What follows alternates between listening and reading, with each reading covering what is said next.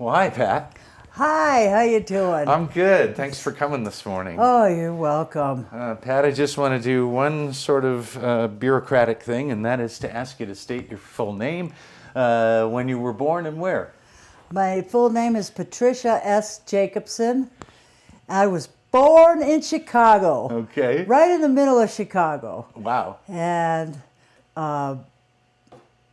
Okay. what's interesting about me is that I was adopted. And what year were you born? I was born 1952. 1952. Okay. In Chicago. Yeah. All right. Well, now that we got that out of the way, There's a song about that, right? is I was born in Chicago. That's right. Okay. Well, Pat, when did you move to Jerome? Well, I moved to Jerome in 1980, but I was familiar with the place. I'd been coming here since, during the 70s. Now, the first time I came to Jerome was in 1971. Okay. And I was camping out at Sycamore Canyon with a bunch of crazy hippie people I knew from Tempe. I was going to college. You were going to college I was going in Tempe? to ASU, Oh, yes. okay. And we went to Sycamore Canyon because it was just a wonderful thing to do during the weekend. And we went there. We went all the way down to the bottom of the canyon. We got there. We were starving. We had forgotten the food. We forgot the food. It was on the kitchen table. Thought you got it. No, I didn't get it. No, you didn't get it. Oh, well, it wasn't there. So we were starving. So what did we do? I was about 19 years old, and we just hiked right out of the canyon again. What were you studying at ASU? Art. Oh, okay. I was studying drawing and painting, and Oh, cool. yeah, Okie doke. an art degree. All That's right. what I So, ended up so with. back to the canyon. Yeah, so anyway, we hiked out of the canyon, got in the car, and we came up to Jerome. We saw the twinkling lights of Jerome, and we were just praying that there was something there. And we got here, and sure enough, the Chinaman was there in the English kitchen. And he was backlit like an angel. He was all dressed in white. And he just looked at us, and he was just looking at us. We parked and we walked out, and we came into his restaurant. Now, this was the guy who started it Yeah, I years forget ago? his name. No, he didn't start it. It's a very old establishment. Yeah. But he was the last Chinaman Okay. to run it, and a very, very nice man, I must say. I wish I could remember his name. I'm sure somebody has his name. But anyway, so we went into the restaurant, and oh boy, Chinese food. We were so happy, and we got a menu. It was a big menu, had all this stuff, mushu gai pork and all this stuff. And so we picked out what we want. He wrote it down. He made some scribbles on his little pad, and then he returned to the kitchen and came back, and he just started talking, just blah, blah, blah. I don't remember what he said, but he hadn't seen anybody in a long time. So he just talked, and he was chain smoking. He was sitting Right up in the against- restaurant. Yeah, he was sitting on those stools by the bar. I mean, it's almost the same as when I first saw it. Anyway, so he later comes out with the food, and he goes, chop suey, chop suey, chop suey, chop suey, because that's all he had. He only had chop suey, and that was what was written on the building. But it's just there were just not enough people, so he would cook a pot of food, and that would be it for the day. Yeah. And I want to tell you, it was good. It was really good. It was so hungry, and we were just delighted with him. And that's the first time I saw Jerome. Nothing was open at that time except for him, and I think Jerry was sitting in Paul and Jerry's, and but we didn't go. We wanted to get back down to the canyon, so we did. We went and we hiked it in the dark, and went back to the canyon. Wow. So this was before 1980, 1971. 1971. Yes. Okay. 1971, and then years went by. A couple of years went by, and one of my good friends, Diane Gagan, moved to town. Yeah, I know. And Diane Gagan she also bought some horses. Her and another lady named Mary Mark, they got a bunch of horses and they kept them down at the Gulch where Jamie Moffett lives. Okay. Which I got to meet Jamie. Yeah, it was about 1973 or so. Okay. And I got to meet Jamie, and I was living in Phoenix at the time. However, the ladies called me all the time because I'm an equestrian, and I know a lot about horses. And so they would call me up and they go, "Will you please come and help us?" And I'd say, "Sure, I'll come." To me, it was paradise to come here, absolute paradise. We went on trail rides, didn't see anybody all day. It was amazing. And I was falling in love with Jerome. Okay. So I kept doing that for many years. And then another really good friend of mine moved up here, Susan Cloud. She was married to Dave Hall for many years. And so I came up here to see Susan Cloud. And we had so much fun here. In the bars, and that's when I really got to know Paul and Jerry's and the Spirit Room, and it was the 70s. And actually, I had a ghost experience somewhere around 1975 or 76. Oh, no kidding. No kidding. We were coming down the stairs, the cement stairs that are on Company Hill, right behind the UVX apartments. Mm-hmm. And there were a bunch of us. We were going down to the Spirit Room. And I was the last one. And as I was walking down the stairs, I felt this big, huge, meaty hand push me. And I flew over those steps, and somehow there's like a cement thing right there. Somehow I went in between that, and I rolled into the parking lot. Now, my friends weren't too happy, and I wasn't too happy with them. I thought somebody pushed me. And they go, "Oh, no, you were behind us. We didn't push you." And I ended up breaking my ankle, and I had to go to Lawrence Memorial Hospital. No kidding. They were not happy.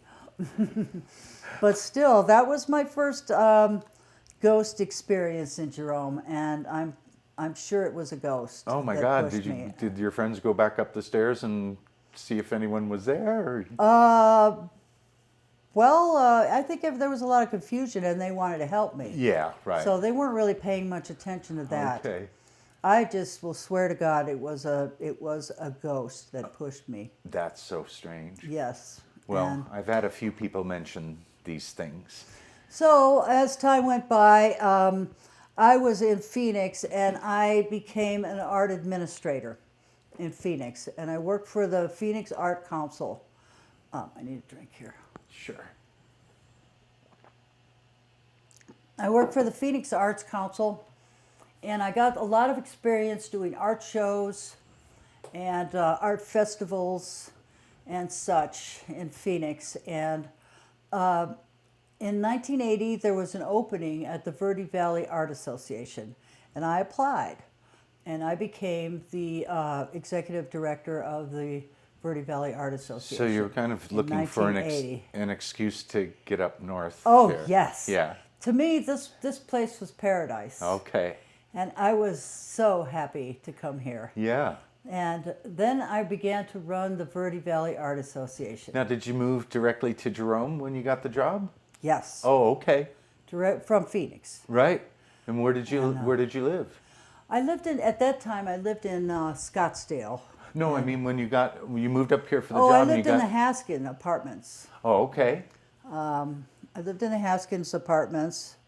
I wish I had time to move. It was not very great. But anyway, another thing happened when I moved up here is Ann Bassett. She came up to see me. We had gone to art school together. Oh. And Ann saw that I had a 2-bedroom apartment. And the next week, she was moved in. And we had our trials and tribulations. But I was definitely happy to help Ann out. Anyway, so running the art association was quite an experience. Now this covered art festivals, like the same thing you were doing in Phoenix, only in the Verde Valley. So that would Yeah, include we had Sedona and Jerome and Cottonwood and artists in the local area. Yeah, I have to go back here, back Sure. to Phoenix, because there were a number of Jerome connections. Like one of the things that the Art Council did was that we oversaw the governor's art show. It was the governor's awards. And there were, I don't know, about 100 paintings throughout the Capitol building. And it was my job to sit there and be the concierge of this show.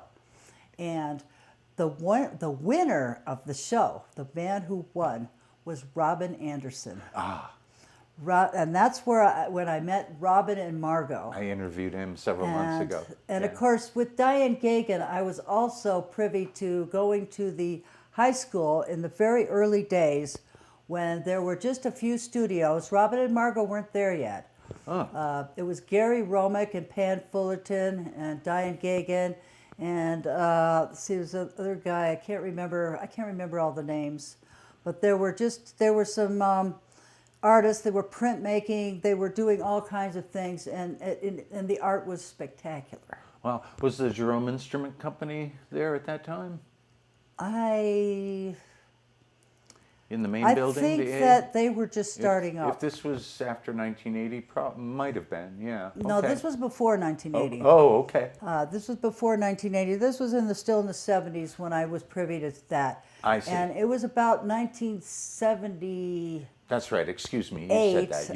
You went back to Phoenix. I went back Sorry. to Phoenix. Sorry, I met Robin and Margot. Okay. And Robin and Margot told me about that they were moving into the high school. I was very excited for them. They took it over. They had just about every room in that high school, and in that one. In that one building, yes. They were spectacular artists, and I'll get back to them. Okay. But the Art Association was quite a challenge. I didn't realize that when I took the job that I would be raising my own salary. But that's just what happened. And it was a matter of writing grants, which I was able to do. I wrote grants for the National Endowment for the Arts, the Arizona Arts Commission, the Commission for Museum Services, and some other places I can't quite remember. Yeah. We'll have to talk about this project, and maybe you can lead me in the right direction for Well, that was a long sort of time thing. ago, Oh, Michael. yeah, but you have grant experience, so you I do. might point me in the right direction to look into it. But I'm sorry to interrupt. But Yeah, well, my advice is don't lie about your numbers, okay. because there were some lies that I had to straighten out. All righty. About these things, because I was very honest about our finances. And anyway, it was a pretty big space. We had changing shows every month, so that's 12 shows a year. Then we also did an art festival, and we did what are known as studio tours. They were like the home tours, except they were a little funkier, I think. I lined up about, I don't know, it was about maybe 7 or 8 artists, and they all weren't in the greatest spots. Yeah. So it was really quite a scene. It's a good thing it was like in 1982, I think. Oh, so you did that up here? Yes. Okay. Yes, and we ran it like the home tours. Except we didn't get the big vans from the Right. car dealerships. We had to use our own vehicles. I had a big old yellow truck, and we put a car seat in the back of it, and we took people to Scott Owen's place in the Gulch. We took them to the high school. We took them down to Paul Nonest's place. Uh-huh. I mean, these are bumpy roads. Yeah. But everybody that took these tours loved them. Oh, I bet. It was the most amazing thing. And see, we did publicity like crazy. See, you have to understand that Jerome was not the same as it is today. Hardly anybody came to Jerome. It was even on a busy day, it looked like an unbusy day today. Right. And we were we had this group of artists that were so strong and so beautiful, and we needed people to come and see them. So the Art Association did a lot of publicity. So it's called the Verde Valley Art Association, and it's a satellite or affiliated with the one in Phoenix or in Scottsdale? No. It's a separate thing? It's a separate thing. It actually was started, I think, in about 1952 when I was wow. born. Ah. As soon as the mines were talking about closing, the artists kind of popped out of the woodwork and decided, it was John McMillan, okay, John McMillan. John McMillan was the last guy they left here. He was, I'm not sure if he was born here, but he grew up here. I don't know if he's still alive, but John McMillan didn't want the town to die. He was doing everything he could. I think he was one of the founders of the Historical Society, and he was one of the founders of the Art Association. Was he an artist himself? No, I don't believe so, but he knew so many. Right. They were all his friends, and he wanted Jerome on the map. And so he started these things to keep it going. And so the Art Association was quite old when I got to it. Now, another thing about the Art Association is that it had its time, because during this time, the Historical Society was leasing them buildings for very cheap. I had that whole Laughing Mountain space there that's up there at the New State Motor Building. Oh, okay. And that we got charged $150 for. Oh, wow. Yes. That same space now rents for about $3,000. Yeah. So, it was, at a certain point, it had to die because it just didn't, Got too expensive. it just got too expensive. Yeah. And the grants fizzled out in 1983 when Reagan became president. And the academics in Washington, D.C. did something stupid, the National Endowment for the Arts. They had a Mapplethorpe show, which was a homoerotic show. Right. And then they let Congress in, and they went crazy. Congress went absolutely nuts, and they destroyed the National Endowment for the Arts. Right. Took all their funding, and so the type of place that I was running was really coming to an end. Was In severely about affected. Yeah, about 83. We kept it going through almost to I'd say about 1988, Okay. 89. So We kept it going. your space up there was an office for the Verde Valley Art Association as well as a gallery? Yes. Okay. What did it Yes. take to get in the gallery? Was it a juried thing or you just... Yes, we tried. Well, we had theme shows, and most of them were juried. We kept the quality very high. We would have like a fiber show, and every year we had a show called the Jerome Memorabilia Show. And we would have beautiful paintings that you see today, Michael, like in Town Hall. Mm-hmm. They purchased a lot of them. Oh, nice. And they were just magnificent paintings, watercolors, oils of Jerome. And that was the whole idea.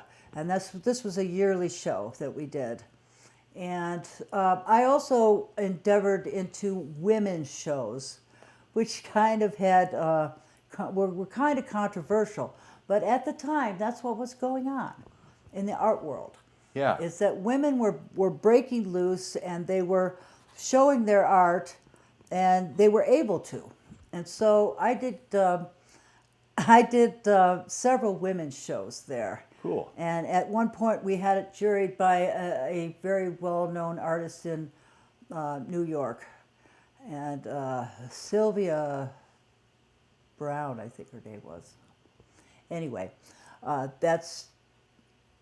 so I had a little bit of backlash from that because the men got mad. They did. They got mad, so they had a men's show. Unfortunately, the men were very good. They had no reason to do this. They were just upset, So they came and they had pizza and beer at the opening, and hardly anybody came because I think that the general population was going, "What are they doing that for? That's crazy."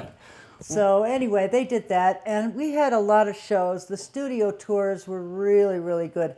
But another thing is that the gallery, the Art Association did a huge amount of publicity to bring things to the town. The first studio tours that we did, all the merchants came running up to the Art Association to give us a donation because they had their best day ever, ever. And so they came and they gave us, and the artists did so well that Robin and Margot took us all the drivers and everybody that helped, they took us all out to Alfredo's. Wow. Alfredo's was a Mexican restaurant in Cottonwood, and of course we had Alfredo's wife, Ava, Yes. here for many, many years. So anyway, the artists here were incredibly talented, and they still are. I mean, it's just an amazing place. So I was in heaven. In 1980, when I moved here, I bought myself a little Mustang mare, and I began to ride. This is how I learned history. Began to ride the stagecoach roads and the old railroad roads. I mean, there's roads everywhere. And I went down with members of that worked for Phelps Dodge, and I saw the decaying empire of William Clark, you know, and saw where the railroads were, where the tunnels are, and of course there's a tunnel also for the Douglas mine as well. Right. So you were able to freely. They've got it all fenced off now. So, but back Yes, then they you were did. able back, to. Back then, I was able to do it, and with permission. I would ride with one of the employees of the Phelps Dodge. His name was Merritt Maneth. Unfortunately, he passed away at about 37 in the at the end of, I'd say about 1990. Oh. Unfortunately, it was the AIDS epidemic. We lost him. He was so wonderful, I have to say. Merritt was, and he was the best writer I've ever seen in this area. He wrote English. English is much harder than Western. Yeah. And he was a wizard with a horse. Wow. Cool. Yeah. Oh, that anyway, must have. and I rode with Mary Nickerson, and a lot of the people that were in JIC were riders. So Oh, interesting. we'd all go out.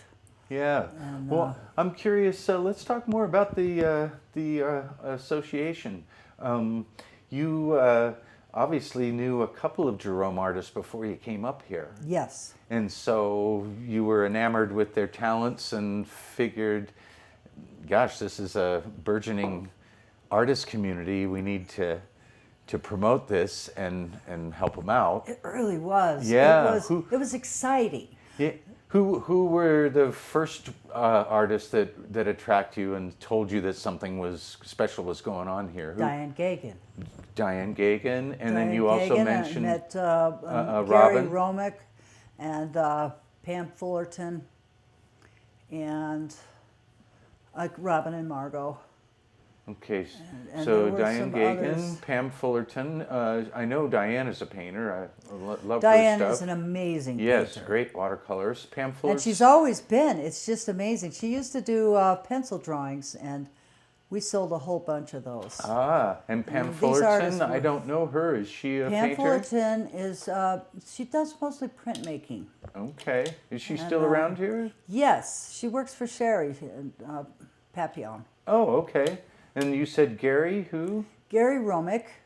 Oh, I don't know him either. He isn't here anymore. Pam and him were married. Okay. And So Robin and Margot, was Jim Rome here at that time? Jim Rome also. Jim Rome, very talented man. Yes. It just astounded me, the talent that was everywhere. And not only that, I have to say that I went to the Art Institute of Chicago for part of my first college year. And I want to say that the art there was so gloomy. It was so gloomy. I mean, Chicago is a gloomy place. It's like there's always gray skies. When I came to Arizona, the light was so beautiful. It was just, and the colors that they would use, and it was exciting. I mean, there was electricity in the air here. There really was. You felt it, yeah. Oh, yeah. Oh, wow. It was That's cool. amazing. Huh. And so, anybody else who, darn it, not Daniel, trying to think of the other guy who was here, an oil painter, I believe. He's moved to Mexico. Damn it, what's his name? Oh, Dennis Porter. Dennis Porter. Yeah, Was he Dennis here Porter too? came along. No, he wasn't here at that time. Oh, But okay. Craig McLean was here, and he did some beautiful stained glass. He also lives in Mexico. And So mostly all painters. then there was Paul Nonest. Yeah, now he's sort of the Renaissance guy. He did and everything. Gary Felix. Oh, Gary painted as well? Gary Or- is not a painter, he's a sculptor. sculptor. Yeah. And Paul Nonest is also, he's an art, he did architectural drawings. And one of the great things that happened when I was at the Art Association is I met this wonderful woman. Her name was Judy Brown. I met her I used to fraternize, well, I wouldn't call it fraternizing because it was all women. I used to get together with a bunch of very powerful women in Phoenix. And at one of these meetings, we actually would go out to a Mexican restaurant and get totaled on margaritas. But, there were very famous women that were there, college professors, court reporters, drawing, the ones that drew, court artists. And I met Judy Brown. Now, Judy Brown was the curator for the Valley Bank. Yeah, the and bank buildings. Yeah, sure. The bank building. At the time, they had, the skyscraper that was just vacated by, I think it's changed hands a couple of times, Yeah. but I know what you mean. The Valley But National it was Bank beautiful. building. It was a beautiful place. She took me to the gallery. Oh, I got an itch. She showed me their beautiful gallery on the top floor of this bank. Took me out to a beautiful meal in a fancy restaurant on the top of this bank. And it was just great. And I invited her to Jerome. I told her how exciting it was here and how exciting the artists were. So she came, and I took her around to the different artists that I had met, and she spent a lot of money. She spent a lot of money at Robin and Margot's. She spent a lot of money at Diane Skagen. She spent a lot of Paul Nonest had his drawings in a drawer. He pulled them out. She bought 4 or 5 of them. Yeah, and I can't remember who else benefited from this, but it was great. really a good thing. And at the end of it all, she took me out to eat at the House of Joy. Oh, no kidding. Yeah. Well, that was the premier And my place. parents were there from Chicago. It was really cool. Oh, what a great evening. Yeah, it was a wonderful evening. So, did you guys also promote or have it at what did you call your space up there? Was there a name for it, a gallery, or was it just the Just the Art Association. Oh, okay. Did you guys feature local jewelers as well? Yes, we did. Okay. Yes. Who were the people you remember that were jewelers? Craig Bacharach, Kurt Pfeffer. Oh, God, I can't remember the other guy's name. But he worked with Kirk Pfeffer, and he was really quite good. I'm sorry, my memory is That's okay. fading. We'll but do the best he we was, can. He was a real good jeweler. So, yeah, and we did the ceramic show. We did, all different types of theme shows. Because that was the idea, was to include as many artists as we could. Yeah. And so we very rarely did like one-man shows. We very rarely. But there was one that my predecessor had worked on. His name was Hank Chaikin. He worked on, and it was called Lou Davis Show. Okay, Lou Yeah. Davis was a painter here in the 1940s. He has or a painting 30s. at the Phoenix Art Museum. That's right. He has Yes, a a picture. couple. And Is it the boy sitting in the window? That's it. Yeah, I know it. Little boy lives in a copper camp. That's Yes. what it's called. Anyway, we didn't get to borrow that painting, but we did get a painting from the Phoenix Art Museum. And so anyway, Susan Dowling, I have to mention her. Susan Dowling was the arts coordinator at the gallery. It wasn't just me, it was me and Susan Dowling. Susan Dowling was, I mean, if she was like my right hand, or I was her right hand, both. Now, she was married to Ed Dowling? Yes. Okay, I interviewed Ed a while She's back. Jesse Dowling's mother. Okay, yeah. Jesse was on the council in Cottonwood. Oh, it's the siren. So, wow, it sounds like, yeah, look at this list of names, and I know all of them and have interviewed several of them. They are all very talented people. So you were starting to get some interest from outside of the Verde Valley, people in Phoenix? Oh yeah, and, Judy Brown for one. Yeah. And also, since we did a press release every month for our show, and we would send it all to all the Phoenix papers, and occasionally we would get a write-up, and when we did, it was great. And I think the best thing that happened was that one of the TV, I think it was Bill Leverton on the Arizona Road. Oh, yeah, I remember He came up here and he did a full, well, he came up here, he was just going to do a little story. But when he saw what was happening, he went crazy. He had to interview Scott Owens. Scott Owens is another sculptor. He was a marble sculptor. He's our pride and joy. This Scott Owens, an amazing artist. And he was on the studio tours. And so Bill Leverton went crazy over this place. And he couldn't believe, he was like me, he could not believe the quality and the beauty of the art that was coming out of Jerome. And so he did a big interview with Scott Owens. He did a big story on Jerome. It was supposed to be a little story. It was a big story. I think it had 2 or 3 parts to it. And before you knew it, he was up in the helicopter, hanging off the skids, filming the town. He just went absolutely crazy. He had his little show. Yeah, he was a on TV the guy. Arizona Yeah, I Road. remember him. It was just wonderful. And see, that's when we started to get some people coming here. Yeah. Between the Arizona Republic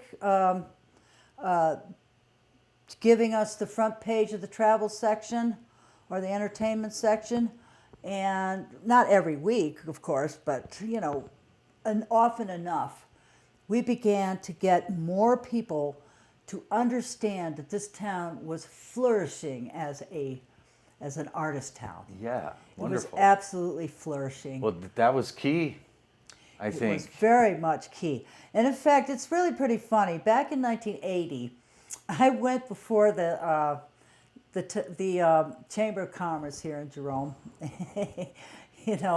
and I wanted them to meet me, and I wanted them to, I was pretty much introducing myself. So I had a whole speech, and the speech started out with, "The future of Jerome is with art." And you know what? They started laughing. They laughed me right out of the room. I had to leave. Really? They could not digest that. And Because they were all selling curios, Right. and they didn't get it. and it seems like they were ignoring what was happening right under They- their foot, Under their noses. under their nose. Yeah. Yeah. And in the meantime, the music scene was getting really great, too. Your sister showed up somewhere. 94, she and I both yeah. came here. Yeah. Yeah, but anyway, back in the 80s, the music scene was John Ziegler showed up, and Mick King, big deal. Mick King was from Memphis, and he was a banjo player, extremely good. He and Ed Dowling and Oscar Betts, that's another jeweler, Oscar Betts, They and Craig McLean had a band called the Innocent Bystanders. Right. And it was so much fun. And I was privileged enough to be the innocent bystander. Because when Ed couldn't make it, I would play, because I play That's mandolin. right, because you're a mandolin player. Yeah, so I got in there and I learned the harmonies, and we had some sweet harmonies. It was wonderful, and I tell you, that was very exciting for me. I had a wonderful time. You guys mostly playing at the Spirit Room? We played a lot at the Spirit Room, yeah, we did. We had a pretty regular gig there. Cool. And so, yeah, we played the Spirit Room, and, you know, I mean, things changed throughout the years, you know. Yeah, just curious, where'd you pick up the mandolin in your life? You see, I took violin lessons when I was a child. I was in, you know, orchestra and all that. Okay. Though I don't read music very well. That's one of my problems. So that kind of stifled me from being a classical violinist. But I would memorize everything. That's how I did it. But it was something I kept in my closet. And when I'd get really angry, I would pull the violin out and I would start wailing on it. And so somebody heard me, this guy named Dave Levesque. Yeah, I remember Dave. Dave Levesque, he heard me, he was the one. And he said, okay, I want you to play with me. And, you know, he did his songs and I played along, and, you know, I didn't even know I could do that, but I did. And so I did that. And I began to play the violin, just the violin. And, you know, Dave, he goes, okay, we're going to Prescott, you know, and we did. After 2 weeks of meeting him and playing, we went to Prescott for our first gig, which was at that place, I can't remember the name of it back then. Pinion Pines? No, it was Whiskey? It was just Birdcage? off of Whiskey Row, that one that has the backyard with the big stage. I What don't was it know. called? Coyote Joe's. Oh, okay. That's what but it was called something different. All right. And now it's not Coyote Joe's anymore. So, Okay. but we did our first gig there, and they liked us. Awesome. We got paid, and I was like, yeah. And you were playing okay. violin? I was just playing violin. Okay, and then somehow you switched to Yeah, mandolin. no, I didn't switch. I still play the violin. Okay. But in fact, I play both instruments. Let's say you added the mandolin to your That's repertoire. exactly Yeah, right. Okay. So I just sat down with a mandolin. Mandolin is really the same as a violin, except it's got double the strings. tuning's the same? Mm-hmm. Oh, So I already great. knew how to deal with it. It was just dealing with chords, Yeah. which I learned. My fingers had little railroad tracks in them. I haven't played I know about in a that. long time because you know, things have just kind of my health has kind of gone downhill, and I lost the hearing in my left ear. That's Oh. probably from being on the stage for so many years. And there's a drummer right over here, but we don't know. And then I also had an operation right here on my throat, so I can't sing like I used to. But you're still playing then with my hands. You're still playing with the silver. Oh no, that's old stuff. Oh yeah. Yeah, Oh okay. that's the old stuff. The Silver Shadow. I had Excuse me. 3 bands I played in. One was called the Jerome Kitchen Band, and that was with Dave Levesque and Mick King. Okay. And then I was a innocent bystander for a little while. And then I played with Silver Shadow with Kathy Morris, All right. and then the Mick King Band. Okay. Wow. And yeah, You were right in there. I was. Yeah, I did you don't ever know play how with that Slim? happened. Yeah, I played a little bit with Slim. He's not exactly mandolin style. No, he's his more style swampy is blues from. Yeah. Okay. Just His curious. style is different. I just clicked with these people, you know, and it just worked out. It was so natural. It just flowed. Well, And- I want to go to 2 areas. Just real quick, where were you living during this early '80s time when you got the association up and running? Where I was living in the Haskins. Oh, still in the Haskins. I was so busy I could not move. Yeah. So I you mean, I stayed was there busy for all quite the a while, time. huh? Because my weekend routine was really quite funny. I would usually have to work on Saturday, and then I would ride my horse. This was like a summer day. Then I'd ride my horse for a couple hours, and then I'd take a shower, come uptown, and dance all night. It was Yes. so fun. Well, us Jeromans are still doing that today, aren't I we? know, I Well, know. But I live in the Gulch, and oh, you so do now? yeah, I live in the Gulch now. I bought a house in 1988. I've been there for almost 30. I guess it's 31 years Oh, wow. this So, October. was the association, that was a paid position for you or volunteer? Yes, that was a paid position. Okay. I And you guys got I your, had to raise my own salary, but we did it, now, so you guys, and Susan was paid as well. right. So you guys raised money through grants and donations, Donations, and memberships, and sales of and sales. Yeah, percentage of the art sales out of your I shop. think we took maybe 30%. Uh-huh. You know, we didn't take a lot because we really wanted the artists to have it. Yeah. And yeah, we got some pretty good donations from banks and all kinds of things, and it just barely worked out. It wasn't a real good salary, but I didn't care. You're Because having I a good was more time. interested in the electricity in the air. Yeah. You know, that's really why I'm here. Well, tell me,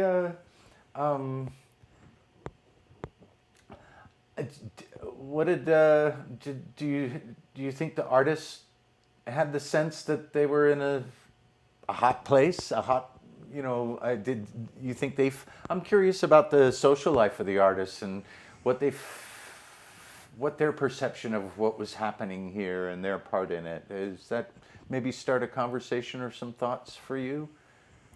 Well, that's what I liked about the bar, is that because you could go into, the bar, I say, was not just for drinking. It was for discussions. And these artists would go and talk, and the conversations were just brilliant. And so that's another reason that I really love this place. Yeah, who were the ones that hung at the bar? Because I talked to Jim I Rome. mean, everybody went through there. Oh, okay. It's not like they were hanging every day at the Right, bar. right. In fact, they were rare at the bar. I was thinking that, if 'cause you I- happen to, have a great conversation with Gary Felix, Right. or Paul Nonast, or Richard Martin, Richard Martin was also an artist. He was a wood artist, Right. and or any of these people were. The only ones I'd never really talked to in the bar were Robin and Margot, but they didn't really go. They were Robin told very- me that he stayed pretty much out of the social stuff. Yeah, So he did did. Jim Rome. Told me he was kind of reclusive. Oh, I would see Jim Rome every Yeah? once in a while, but see that was always an opportunity. Whenever you'd see these people in the bar, it was an opportunity to gain some knowledge, Yeah. and discuss interesting things. Now, were most of them doing landscapes? Was that? Oh no, there was all kinds of things going Oh, on. tell me about that. Well, Jim Rome, he did a lot of oil paintings and landscapes, but he also did this geometric type of printmaking that was really modern. He did really well with that. He sold in Scottsdale and I think possibly New Mexico. I don't really know, but I just know that he was making a great living at selling all these things. They were a bit abstract. Paul Nonast was an abstract artist. It just ran the gamut of art. Okay. And of course, Dave Hall and his pottery, beautiful stuff. Jade Moore. Right. I don't really want to leave too many people out because this whole town was thriving. It was like pulsating with this art energy, and see, that's why I was so attracted to be here, and I couldn't leave. Yeah. Though I did leave for a brief period of time in 1986. I went to Phoenix, to try and get a better job, and well, I was out of the Art Association at that time, but So I went down there and I worked a 9 to 5 at a frame store, which sold art. Okay. And I had my horse with me too. Oh, you took it to Phoenix? I took my horse to Phoenix. Oh, my goodness. Yeah, and rode all over Phoenix too. That would be a high security deposit, cleaning deposit for an apartment. Oh, not in Phoenix. They got places with corrals in the back. I know, I'm teasing. I had plenty of, I had good luck with that. But anyway, at one point, I just couldn't handle it anymore. The city, the traffic, the job wasn't that great. So I called up my friend Merritt, who I mentioned earlier. Mm-hmm. I said, Merritt, I want out of here. And Merritt was the guy. He had a horse trailer, and he came down and got me with his horse trailer, and he moved me into his house, which at the time was the Tally House, where Dave Hall lives. Oh, okay. And so he gave me a place to live, and of course I did find an apartment later on, and I lived on Verde Street for a while. Okay. And then I also lived down in the Gulch in one of the Lozano houses. And then in 1988, I bought this house in the Gulch, and I've had it ever since. Where were you working when you came back? Actually, I went back and I talked to the Art Association, and I ended up working there. Oh, you got your job back. Yeah, kind of. It it was flailing without me, I think. And Susan Dowling came back too. We really tried to resurrect it. But the trouble is, those grants were mostly gone. Right. And Rent was going the up. people, while we were gone, these people did some things that weren't up to the standards of, say, the Arizona Commission on the Arts. Because we went down, we approached them about a grant, and they looked at what the people had done, the people that succeeded us, and they went, no, this is really crap. Huh. And so they Did wouldn't a lot of let the us. better art? They did not give us the grants. Did the artists we mentioned before, did they leave the association up here? No, for a it while? wasn't that. It Huh. was just the organization of the place just was not up to par, I see. and it really wasn't. And But they still had the same location that you did Yes. before you left. yes, And But- so you were gone how long? probably about 4 years. Oh, so from 1985 or Four. 6? 84? Yeah, to about. So you came in 80 and then within 4 years you had this place up and running and going like crazy. Mm-hmm. And then you decided to... Then there were disagreements and fights between the artists, and they fired me. Oh, I know, it was stupid. It was stupid because Well, the place went downhill it really went downhill.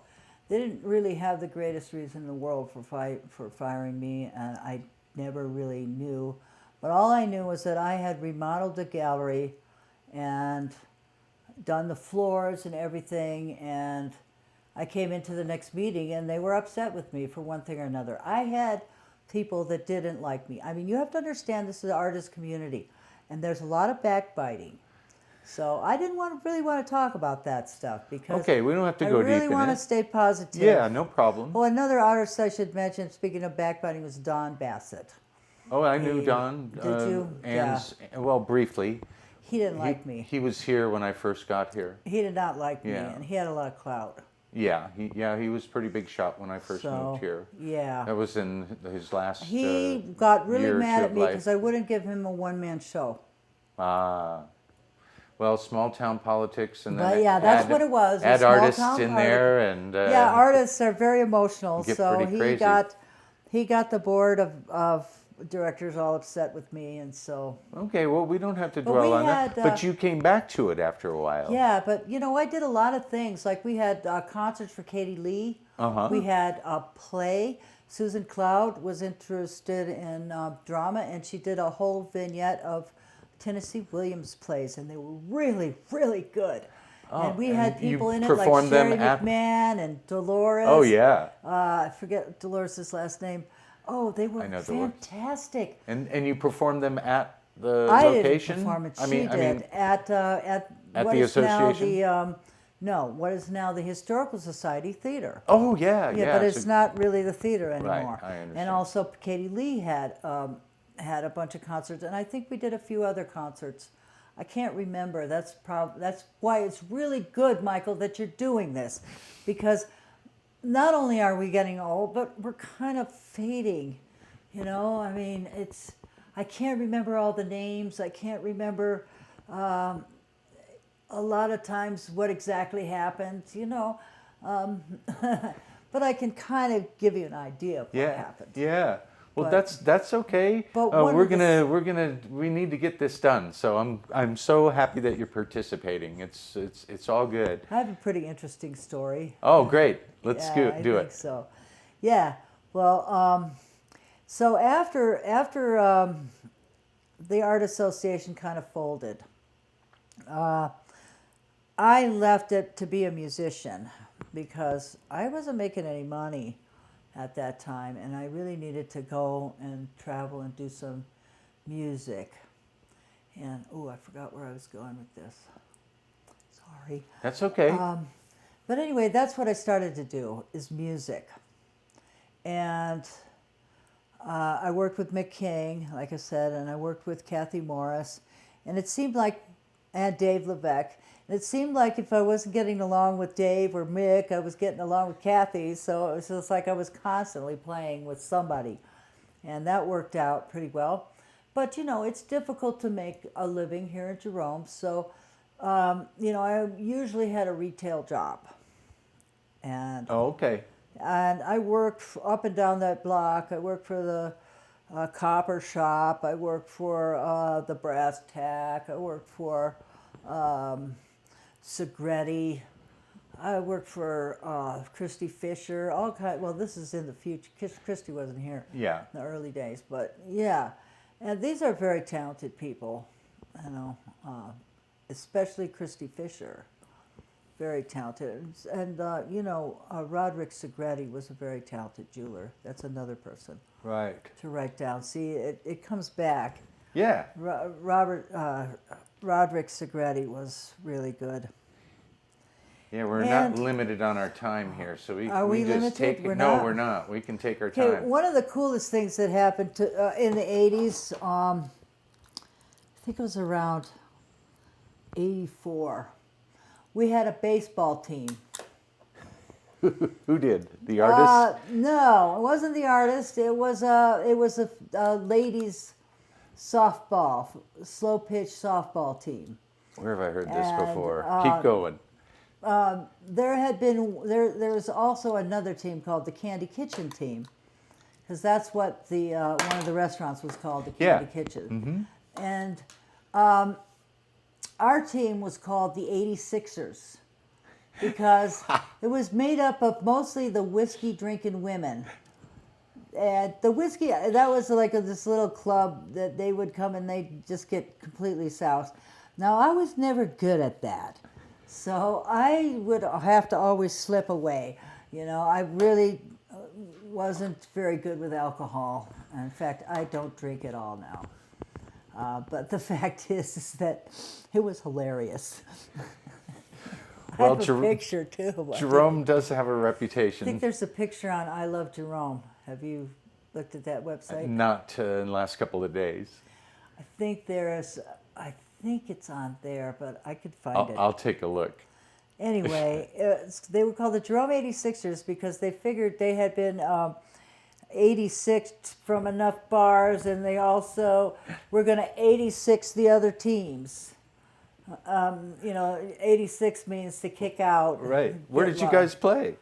Oh, we played down at Cottonwood, and we became really good when Kathy Morris came on the team. Now, Kathy Morris was also the person I played with in Silver Shadow. Okay. She grew up in Prescott. She was born and raised in Prescott, Arizona, and that's a baseball town. She learned how to play and was on some very competitive teams, fast pitch, slow pitch, you name it. She was very, very good. One of the best ball players I've ever seen. Wow. So you guys. So all of a sudden we started winning, and they started getting drunker. It was so funny. It was hilarious. And then we decided, we're going to play in a tournament. So we go to Prescott, and we played. We beat the best team in Prescott, and it was basically because of Kathy Morris. No kidding. Kathy Morris made a triple play in that game. You ever seen a triple Oh play? yeah, I know what it is. Yeah. She made a triple play. Wow. And then Irene Baxter, who we just lost, she was in left field. It was real muddy that day. We just showed this team up so bad in our ragtag jeans, and we only had a shirt. They had these fancy uniforms, and we're like, but they were all muddy. I mean, everybody got muddy because it's really kind of rainy monsoon time. And so Irene had a little rag on her belt, and she just took the ball and she wiped it off and she threw it. And she was left field, threw it in, and we made the out. That's the kind of thing that happened. Wow. So I hadn't heard about the girls' but softball team. we didn't lose we didn't win the tournament, but we felt really good about beating the best team, and Kathy especially felt really good about beating them. Because she said they were all snooty. And so we won, and we were certainly not snooty. We might have had a snoot full, but we were not snooty.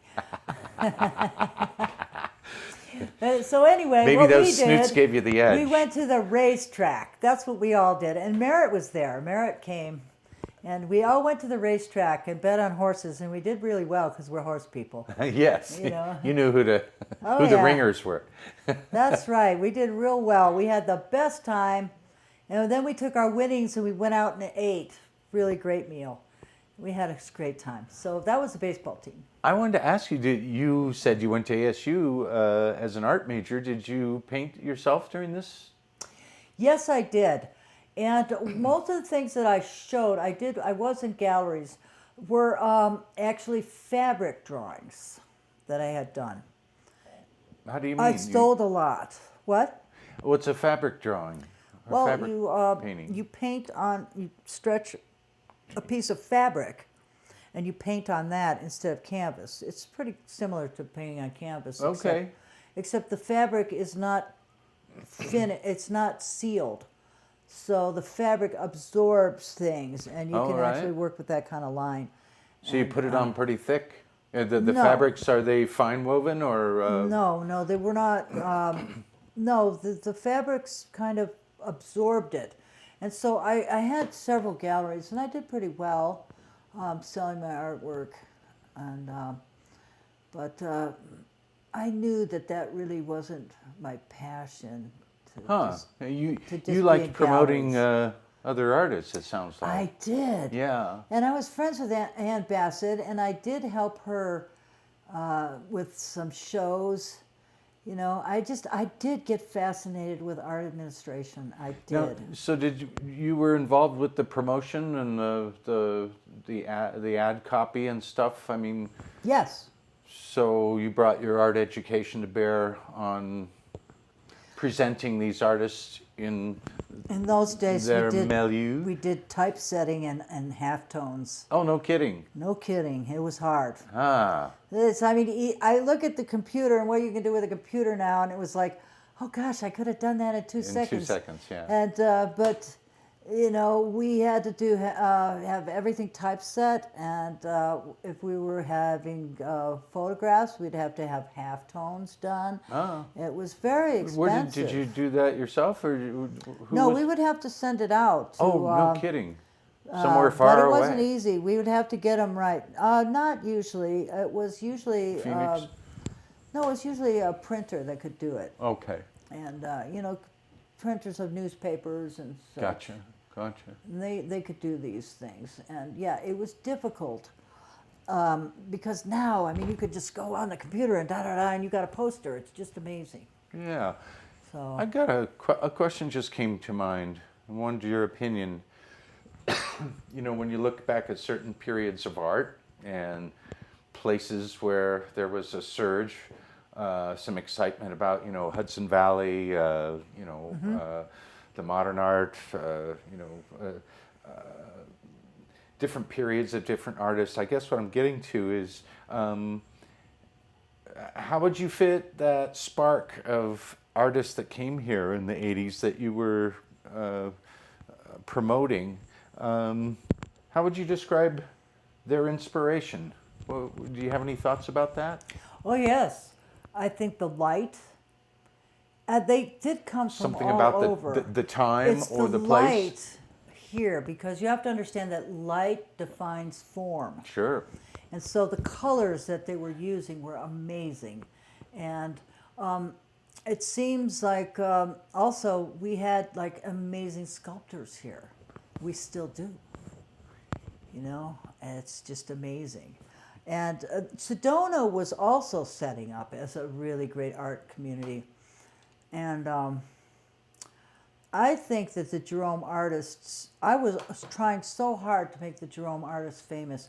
I actually went to New York City No kidding. with a bunch of slides and went to galleries and tried to explain to them the excitement and the electricity. I tried to explain, and some of them I actually got to look, but I never got a bite. But I knew an artist that was living there, and she was a sculptor, a very good one, and I had met her at the Arts Council, and so she let me stay at her loft, and so I went around with these slides, and I really tried, but Yeah. there's so many artists. They're kind of snooty there, and they also like modern art more than they should, I think. Right. Well, that's what I just was curious if you personally noticed some kind of theme or something that that may or may not have I just have to that say you the would light. call them, something in common between the Jerome artists that you noticed, or were they kind of all often to their own conceptual thoughts? Well, I think that a good artist reflects the time Yeah. of their That's sort of of what I'm what getting they're at. doing, Yeah. and I think that these artists did a very good job of that.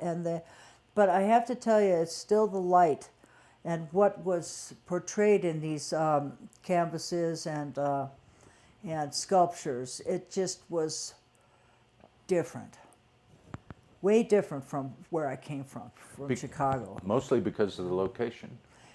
I tell you, in Chicago, it was such gloom and doom.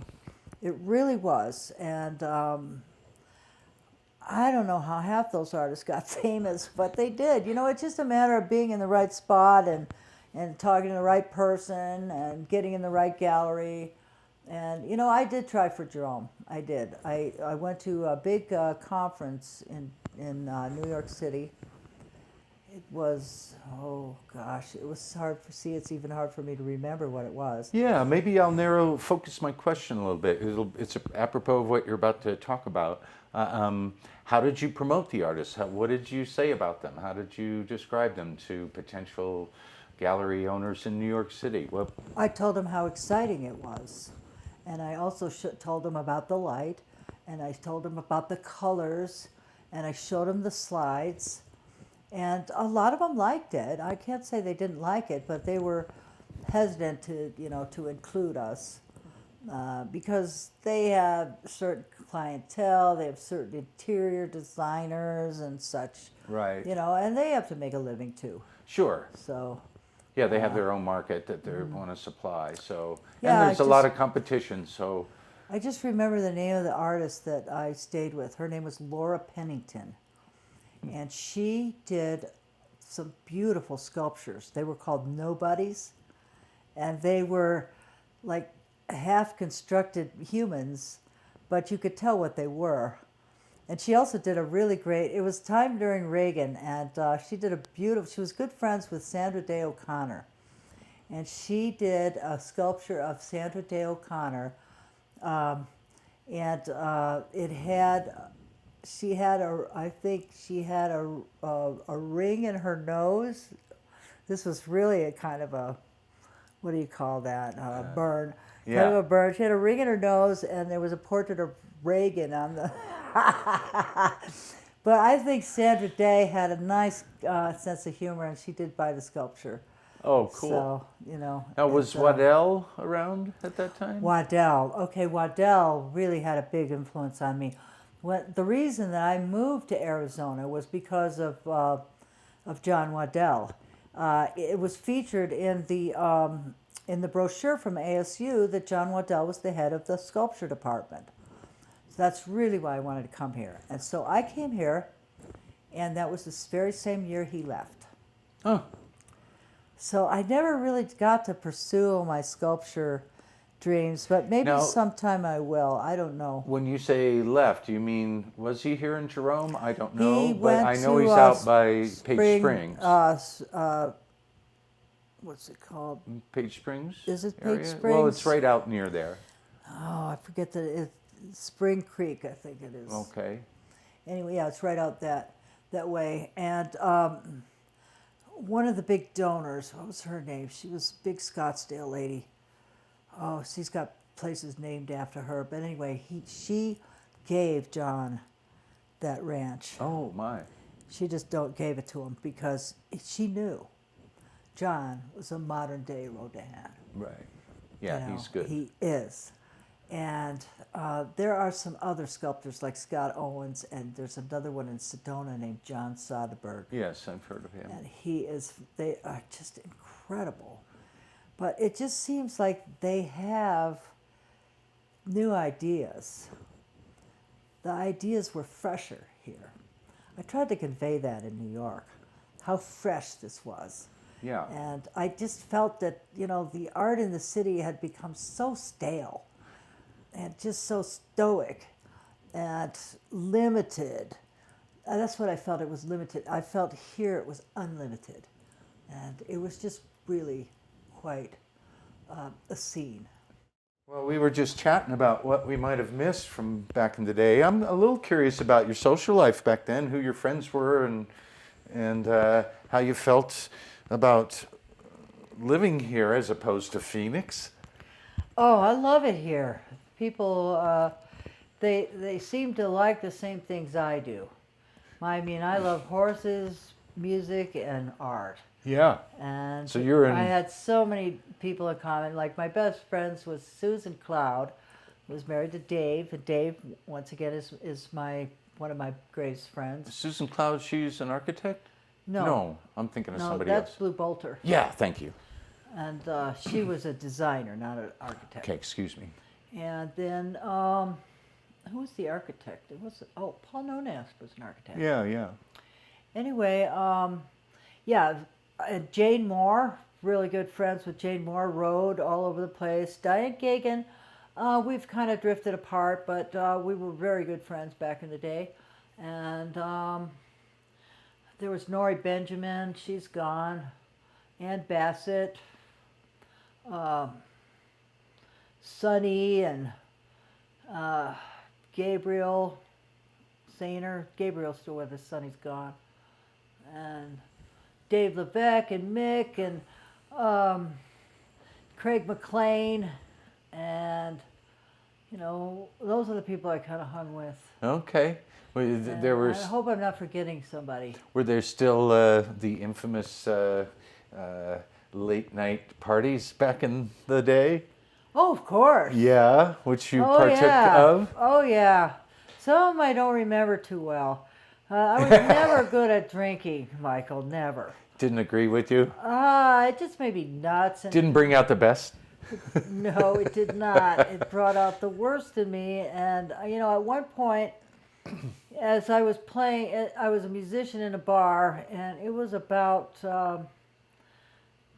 1989, maybe 80. No, it was later than that, in the 90s. I just quit drinking because somebody had to drive the truck. Somebody had to be sober enough to count the money. Somebody had to take the others and put them in the truck and take them where they belonged. Right. And so I just stopped on my own because I just got never really agreed with me that much, and I just felt that I needed to stop, and I did. Yeah. Did you, do you think, did you have the sense that you were living in a different kind of culture or special place relative to the bigger city? I mean, was Oh there a yeah, sense there were of that? hippies here. Yeah. And we felt a real bond with each other. And see, we love this town. There's such an attraction to this town. To me, it's paradise. And the people around me made it so also. And they were fun and funny, and we had a great time. And yeah, we had some of the late night crazy stuff. Did you go to the disco up at the Oh, old the school? disco, yeah. The disco was quite a scene. That's what I understand. Having a disco in the 80s was really a trip, and it was neat. And so I didn't feel like I was missing anything in the city. It just because the group of people, they were so diverse that they came from all over. Yes. We all seemed to be attracted to this place. It was like a magnet, and it just happened. This community just happened, but it was based on things like art and music. Yeah. That's what it was based on. The revival. And also, all these people that love art and music love history. Mm-hmm. So I mean, I really got into the history of this town. I love it, and I never know enough about it. Well, speaking of history, you just finished a book. I did. I finished it. It was written with Midge Stuber, and it's coming out at the end of this month. Haunted Jerome. It's called Haunted Jerome. This is the manuscript. Oh, cool. And I don't have the actual book in my hands. I wrote it with Midge Stuber. And what we did was we just did, like we did, I could kind of go through the chapters a little bit. I mean, you don't have to include this if you don't want, but let's see. Where's the chapters? Table of contents. We have one here. I know we do. Where is it? Yeah, it's hard with a manuscript because it's not quite Put together. yeah. But anyway, you know, we did the hotel, we did the Connor Hotel, we did the surgeon's house, we did the clubhouse, and what we would do is we'd have history first, and then we would interview people who had lived in these places, and we got some fabulous ghost stories. Oh, that sounds great. Well, It's a fun little book. that And- is the other market, I guess, that's been exploited, if you will, or delved into by a lot of people, tour companies and books written about the ghost. And I'm really quite surprised the people that I interview, a lot of them have their own experiences and stories about it. So it's kind of hard to ignore. It is. It really is hard to ignore. Roberto And- Rebego has some deep thoughts about all this. Oh, yeah. Yeah. He And- does, and I'm so glad that he came back to this town. And it's really interesting, you know, I'm starting to talk to a number of the people that were here during the mining days. Yeah. And that's fascinating. Yes. Because like you said, Michael, town has been rebirthed. And actually, the ghost thing was one of the first ideas they had. Yes, Jerry You know, Voynich talked about that. that's They made right. bumper stickers. Got Yeah. an itchy nose, I don't know why. Yeah, they were frantically trying to figure out how do we get some business back in town. And so they started, he told me the story of how they came up with, well, let's market it as a ghost town and see what we can do. But then, after they got that going, then you and everybody else artists came. Yeah, and the artists came. The artists came, and the artists fulfilled their dreams. They really did. Yeah, they certainly They, fleshed it out, that's for sure. Gave They people did. more than one reason, ghosts, to come here. I believe it was a serious art colony. You know, a lot of people have died, you know, like Daryl Day died. Yeah, Ann Bassett. And Bassett, Don Bassett, but it really is a arts county, and I don't know if the younger people are going to continue this or not. Yeah, I hope they are. I'm concerned about it too. I'm still painting, and I want it to continue, but it is being changed by, Money. the forces of gentrification. Yeah. Yeah, that's Well, what happens to all artist towns. Yep. It seems the artists, they make it a beautiful place, and then And yeah. the rich people come, Yeah. and they don't continue the art. Well, Jerome seems to have resisted that momentum more than most places. Seems to be holding on, but I assume that'll be function of how many new artists we can get to come here, because a lot of us are getting up there. From what I understand, the high school's still full. Yeah. And we've got people like Janie Layers here. She's a real good artist. Yep. And Yeah, and Alan Christy Johnson.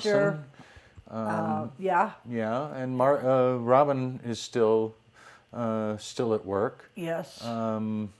But well, you were instrumental in organizing and promoting those early And the artists. You should be photographers. quite proud of yourself. Oh, Seems I'm like happy I could do instrumental. something, Yeah. I'm happy I could do something, but I didn't do it alone. I had Susan Dowling. Susan Dowling was also a dear friend of mine. I'll have to talk to her. Yeah, she lives I in did Kingman now. interview Ed. Oh, she lives in Kingman. Okay, so that's a I'm not possibility. so sure if she can get here. Oh, Unless Jessie brought her. She's having some problems. okay. So, but yeah, the photographers here are incredible. Ron Chilton and Yep. Michael Thompson. Michael Thompson, yeah. Incredible photographers. That's another thing that we would have a photography show every year too. Oh, really? And oh my gosh, the name of the real famous dude from Sedona, he would always participate. I don't Oh know. gosh, Bradshaw. Bradshaw? Oh, Bradshaw.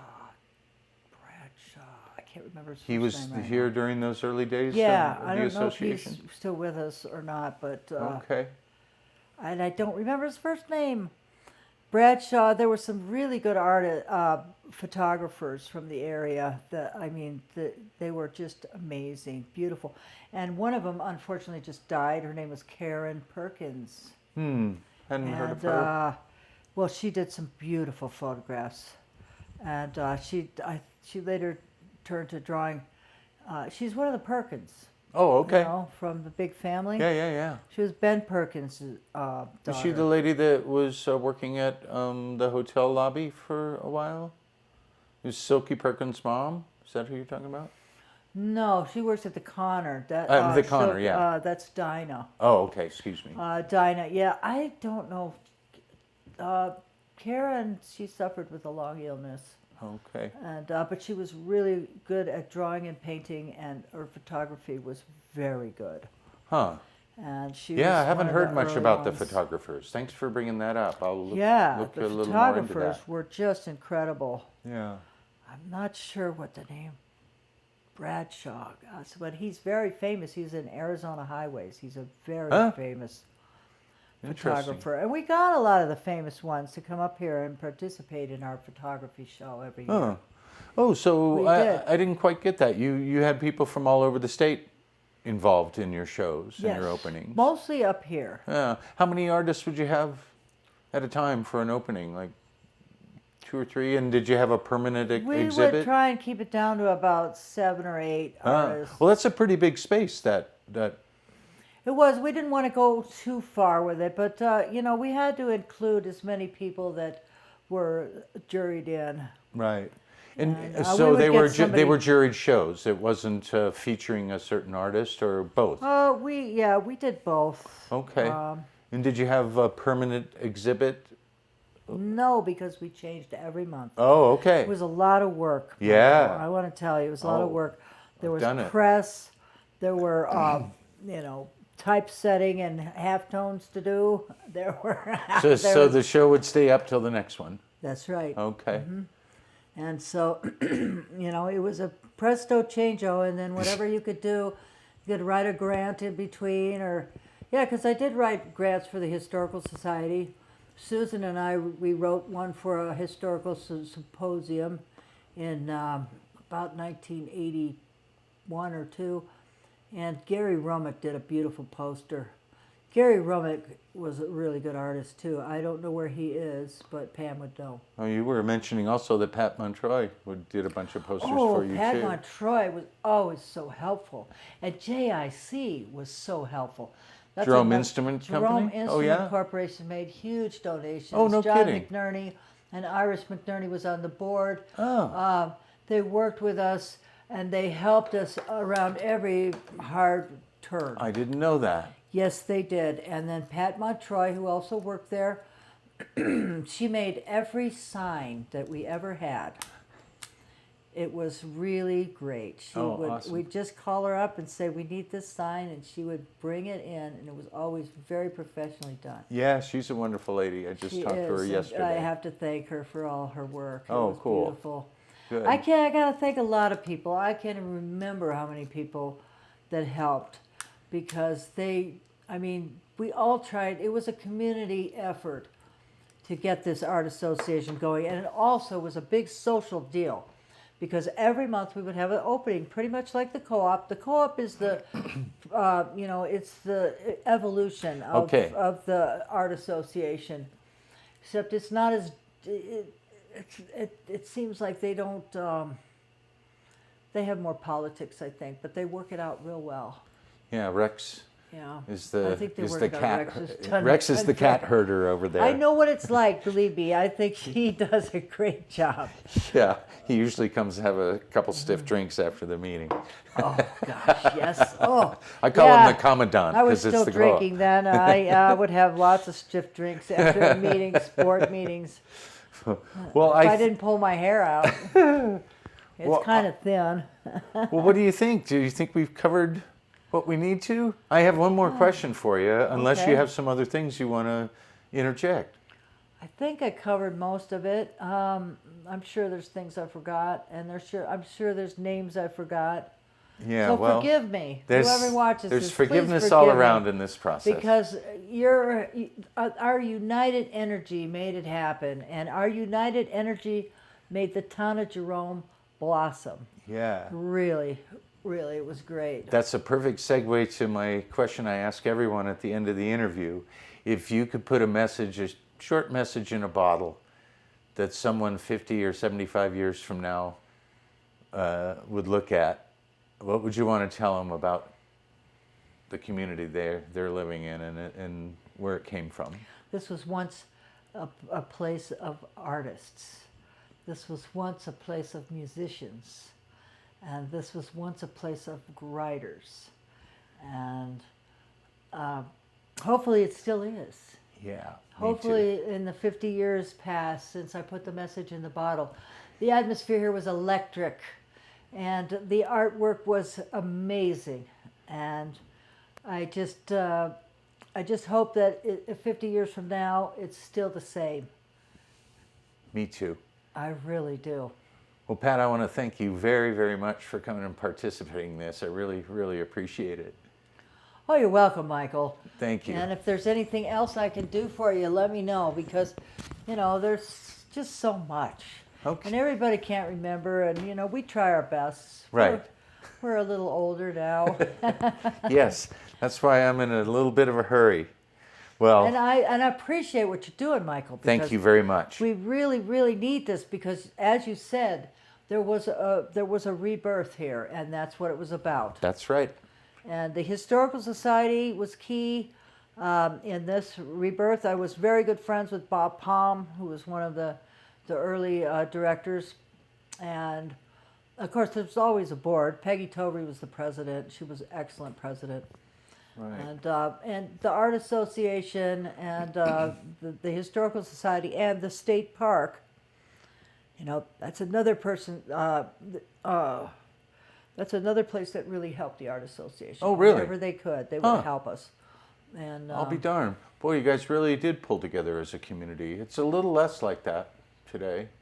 Seems like people are a little more, often the high school's one thing, the co-op's another thing, and then there's the galleries, and yeah, it's a little different. Yeah. Of course, Well- I'd be surprised if it wasn't. Yeah, That things was a change. very special time. Yeah. Such a special time. Probably, It was probably the hard to birth of an recreate. art colony. That's what it was. Yeah. All right, And- Pat. Okay. Thanks a lot. Well, thank you, Michael, and I'll see you around town. Thank you.